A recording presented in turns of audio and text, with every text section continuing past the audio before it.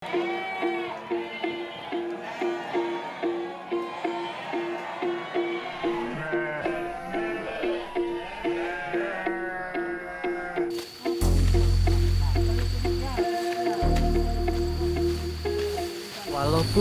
masyarakat ini tidak pernah disuruh untuk menanam rumput, tapi dengan inisiatif sendiri mereka selain untuk memberikan pakan ternaknya punyanya sendiri, karena rumput adat ini bisa melimpah gitu ya, perkembangannya bisa cepat gitu. Di sisi lain dia tawarkan ke kita, walaupun dengan harga yang kita tentukan, gak dia yang menentukan gitu, tapi dengan harga yang kita tentukan semurah mungkin pun dia masih mau jual ke kita gitu. Dan di sisi lainnya alhamdulillah tingkat ekonomi pun untuk masyarakat khususnya para petani kalangan menengah ke bawah itu udah bisa terbantu.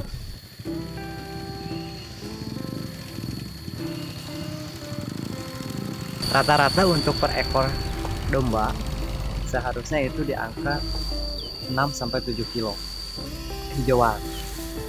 Ya berarti kalau untuk 1000 7 ton ya. Di RTW sendiri untuk saat ini 12-13 ton. Itu karena ditambah dengan pakan konsentrat, pakan kering.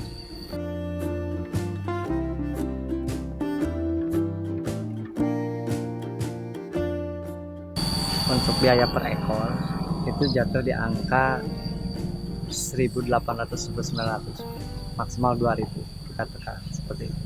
Tapi dengan catatan dilihat perkembangan domba. Jadi kalau misalkan untuk sampai panen, berarti untuk penggemukan ya, untuk penggemukan ya kalau misalkan 2.000 kali 3 1 bulan ya, kali 30 berarti 60.000 per bulan. Penggemukan rata-rata 4 bulan.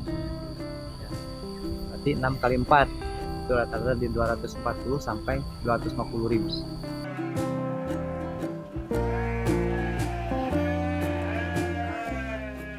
Pakan konsentrat kita berikan untuk yang petening itu di sore hari dan hijauannya di pagi hari. Tapi untuk pakan yang breeding khususnya induk bunting, induk laktasi itu diberikan secara ad libitum, atau misal di konsentratnya ada, hijauannya pun ada gitu. Paling banyak itu rumput odot, ditambah lagi sekarang kita nanam indigo vera dan alhamdulillah sudah produksi juga, cuma mungkin belum terlalu banyak, bisa dikatakan 10% sampai 20% lah gitu. Yang lainnya ada pohon turi tapi belum dipanen karena kita lihat perkembangan pohonnya dulu biar kuat untuk dipanen nanti, karena pohon turi itu beda dengan pohon indigo vera gitu. Gamal ya itu kalau di sini bilangnya ki hujan atau kali kirja. Nah, itu kalau untuk bahasa Indonesianya ya banyak dikenal dengan pohon gamal. Itu udah produksi juga, di setiap kebun ada. Ayo orang masuk ganti utusan di kantor kemarin sih.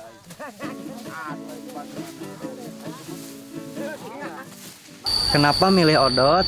Di antaranya keunggulan untuk rumput odot, di sisi lain proteinnya juga lumayan cukup bagus, tinggi gitu ya.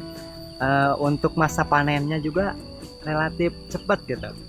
Jadi kalau untuk domba sebetulnya di waktu kalau pemupukannya bagus, waktu 25-30 hari itu udah bisa dipanen gitu rumput odot. Kalau rumput yang lain itu rata-rata di angka 60 hari gitu. Tapi rumput odot pun bisa 60 hari ketika perawatannya tidak maksimal gitu. Ketika perawatannya maksimal, pemupukannya bagus, itu 30 hari udah bisa dipanen, apalagi dengan musim seperti ini, musim hujan seperti ini gitu.